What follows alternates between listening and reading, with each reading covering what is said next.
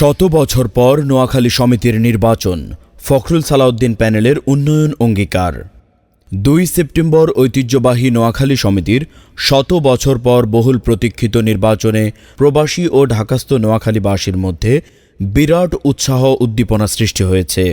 আগামী ১৩ সেপ্টেম্বর অনুষ্ঠিতব্য এই নির্বাচনে দুটি প্যানেল প্রতিদ্বন্দ্বিতা করছে। এর মধ্যে ফখরুল সালাউদ্দিন প্যানেলকে অন্যতম শক্তিশালী প্রতিদ্বন্দ্বী হিসেবে দেখা হচ্ছে। রবিবার ঢাকায় আয়োজিত মতবিনিময় সভায় প্যানেলটির প্রার্থীরা সমিতির ভবিষ্যৎ উন্নয়ন ভাবনা তুলে ধরেন। তারা বলেন, নোয়াখালী সমিতি শুধু একটি সংগঠন নয়, এটি নোয়াখালীর ঐতিহ্য, সংস্কৃতি ও উন্নয়নের প্রতীক। আমরা এটিকে আধুনিক রূপে গড়ে তুলতে চাই।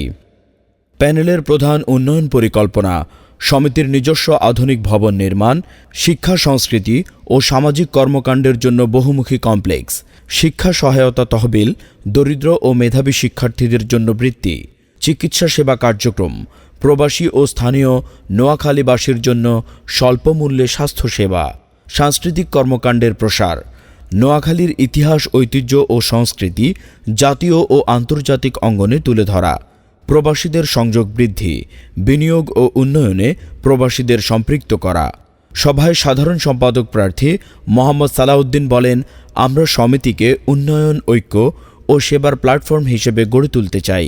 যুগ্ম সাধারণ সম্পাদক প্রার্থী মোহাম্মদ জাহাঙ্গীর আলম যোগ করেন, নোয়াখালী সমিতি আগামী প্রজন্মের জন্য অনুপ্রেরণা হবে। এছাড়া প্রার্থীরা প্রতিশ্রুতি দেন, সমিতিকে সবার জন্য সমানভাবে উন্মুক্ত রাখার পাশাপাশি স্বচ্ছতা ও জবাবদিহিতা নিশ্চিত করা হবে। প্রবাসী ও স্থানীয় নোয়াখালীবাসী মনে করছেন, এই নির্বাচন কেবল নেতৃত্ব বেছে নেয়ার প্রতিযোগিতা নয়, বরং সমিতির ভবিষ্যৎ দিক নির্দেশনা নির্ধারণ করবে।